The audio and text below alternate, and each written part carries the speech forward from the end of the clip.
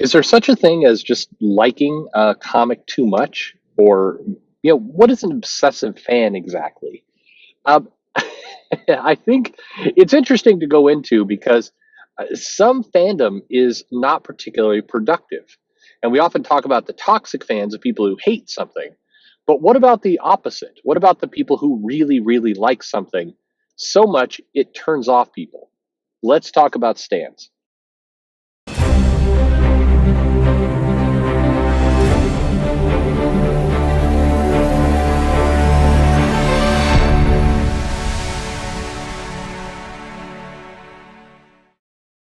Hey everybody, this is Perch. This is something that I've noticed lately, but it's not a new thing.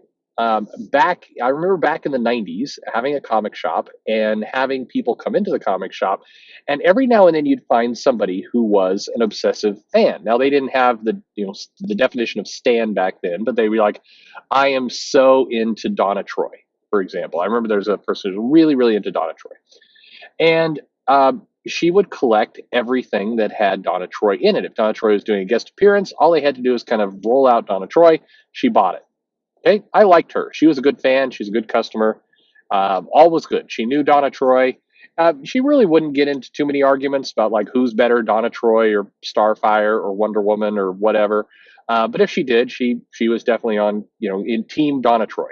But it never really got crazy. But then at the same time, there was a guy who loved the Punisher. He bought everything the Punisher had, and that part was good.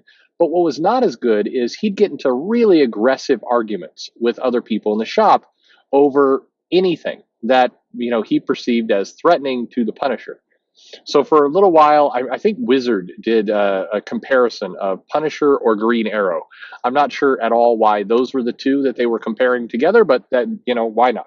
It's people need content even back in the '90s. And this guy would not only go after other fans buying comics, but it was like the Punisher was the be all end all of everything, and he was really mocking to other customers about kind of that character. That character was it. Period. End of story. And it drove. It drove away customers in the sense that if this guy was in the shop and he liked to just come in and hang out, you'd have to kind of sell around him because he was a detriment to to sales. Now I don't know that he would look at it that way. He was just there, very enthusiastic, standing Punisher, but it was a major turnoff at the time. Now, thanks to social media, we can all communicate all the time, and you see the same kind of fandoms. And back, it's not as back a year ago, the Poison Ivy fan club, Poison Ivy stands were just all over.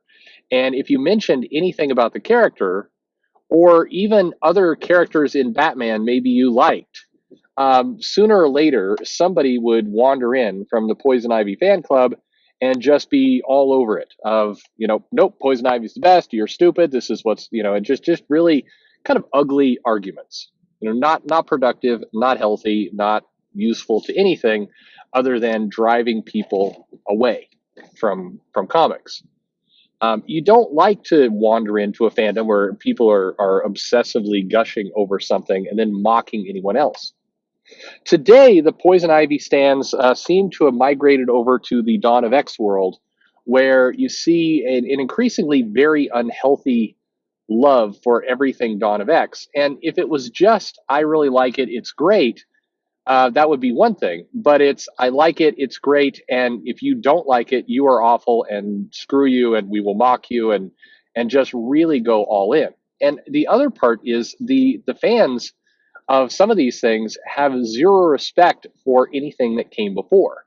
The interesting part of the Dawn of X stands is that they are the world started with Dawn of X. There was not a world before that, and it turns out there's decades of continuity before that. And you don't have to always get into continuity. You don't always have to bring and dredge that up every step of the way. But if you believe the X-Men started exactly 1 year ago, and there really was an X-Men before that, you're a very shallow fan. And sales show us that those people tend to not buy the comics. Those people tend to pirate or get them other ways, or they buy a couple comics, but they certainly don't buy very many, and they tend to be very disloyal. They tend to wander off to something new and shiny that catches their attention. Now the challenge is comic publishers who are often, because the business is so small, are looking for any possible spike of anything to basically steer some of their publishing directions. And I think Marvel, more than DC, has of late in the last couple of years gotten really misled by chasing this audience. They see a group of people get very excited about Captain Marvel, and they start, it's like the Captain Marvel Corps. And so they immediately pivot. They start putting more Captain Marvel content out, and they start to write to that group. They find them online. It's a very cheerful, happy group. They seem to really be into the character, very excited. They show up to conventions and cosplay and everything else. And so before long, the comic is starting to reflect that group, as opposed to a story that is intended for any kind of mass market appeal. Because the crazy part with the stands is that they get very excited about something, but they're very noisy. You listen to it, looks like this huge parade of people, but in reality, it's not very many. And then on top of that, it's questionable if all these people are even buying the book in the first place, or if they're just more enamored by kind of the pulp culture feel of the character. And you've seen this with Squirrel Girl, you've seen it with Miss Marvel, you've seen it with several comics that have come out where the comic gets fans who are very noisy, very abrasive, very aggressive online, but super, super positive about the book. And then the book has very low sales. Nobody is buying it. Now, I'm not saying Dawn of X does not have bad sales. It doesn't. Dawn of X has decent sales, but certainly things have cooled from a year ago. And the question mark is, will Marvel chase the stands, or are they going to try and chase a bigger audience? What's weird about this is, if you heard that expression, and it's coming out, I'd say more and more in comics lately, of don't give the fans what they're asking for, get them what they need, or basically, don't write to the fans. And this gets thrown out typically when a negative fan is coming out and saying something along the lines of, I don't like this comic, I want this other thing. Or maybe somebody wants the Snyder cut of the Justice League or whatever. You get these people who are saying, I don't like this thing you've given me, I'd like it to be something else. And then what happens is there's this kind of almost holier than thou kind of answer of, well, if we just wrote for what the fans wanted, that would be pretty cowardly. That would be, you're not a real creator. You're not a real artist if you're writing, if you're just doing what fans are asking you to do. And yet, at the same time, you see comics dive very heavily into giving the stan audience exactly what they want. You'll see them going, doing, for lack of a better word, fan service toward that group, where the group is just, oh, this is so playful, LOL, it's so great, and so it's like, hey, let's make more wacky adventures, or we lean into this stuff, and it winds up catering to an extremely small group of, granted, very passionate, very loud, very loyal fans, but that's a very, very small group. And not only is it a small group, but like I mentioned before, there's conflicting evidence whether that small group is actually paying for anything, whether they're actually buying stuff. And it's hard to argue with this group, because if people come in and you're saying, well, I don't think this is a particularly good comic, or whatever it happens to be, that stan audience will argue, maybe this just isn't for you. Maybe you should get lost. Maybe, this is, you're just a hater, or, hey, let somebody else enjoy this comic. You enjoyed this comic for 50 years. Now it's my turn, kind of stuff. And it's a very offensive, very proactive group that goes at things, but not a healthy one. It's not a healthy system. And like I mentioned, the product at the other end seems negative, and it tends to leave just bodies in its wake. Squirrel Girl is an example of a comic that Marvel got very, very committed behind, and we heard over and over, there's a huge Squirrel Girl audience. It's selling so well. It's doing great in trades. It's a digital. It's amazing. It's on fire. Squirrel Girl is got a huge fan base, and we're talking to it now. Today, there is no Squirrel Girl comic. There isn't one published. It's unclear when there's going to be one. Squirrel Girl is not appearing in any books right now. I have no doubt there will be another Squirrel Girl title, or she will start to regularly appear in Champions, or who knows where. I mean, I'm sure the character is coming back. But if the character was so hot, so huge, so amazing, everyone loves it, why is it on the shelf? Why do we have Wolverine showing up in multiple X-Men books? And the same thing goes for, it doesn't have to just be creative characters. It can be creators as well.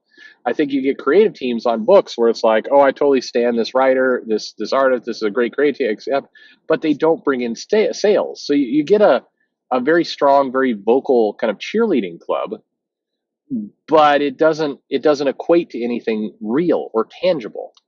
And sooner or later, the comic gets canceled, and it's over. And then I guess the stands are unhappy, and then they go off and they find something else to get obsessed about. I'm not sure, but at any rate, the point here is we talk a lot.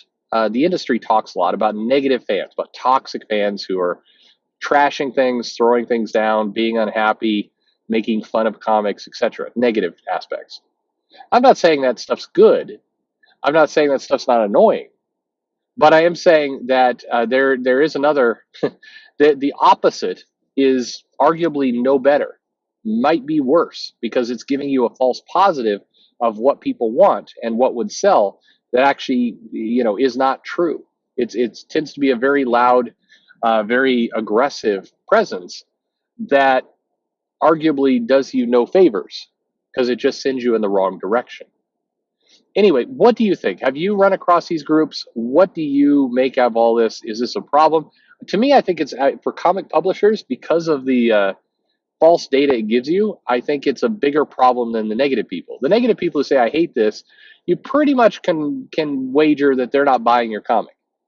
If they are, that's a happy surprise. Here's somebody who hates it but is giving you money anyway. That's bizarre, but financially, I mean, okay. I think the bigger problem is a group that is completely in love with your product is turning off other fans and actually making other people kind of want to avoid it, and potentially is not buying your product or much of your product anyway. That's, I think, the bigger problem in comics when it comes to overzealous fans. But what do you think? Leave a comment below. Like, subscribe, dislike. If I love Dawn of X, so dislike, whatever you want to do. Follow me on social media, email, all that kind of stuff. Most importantly, though, thanks for listening.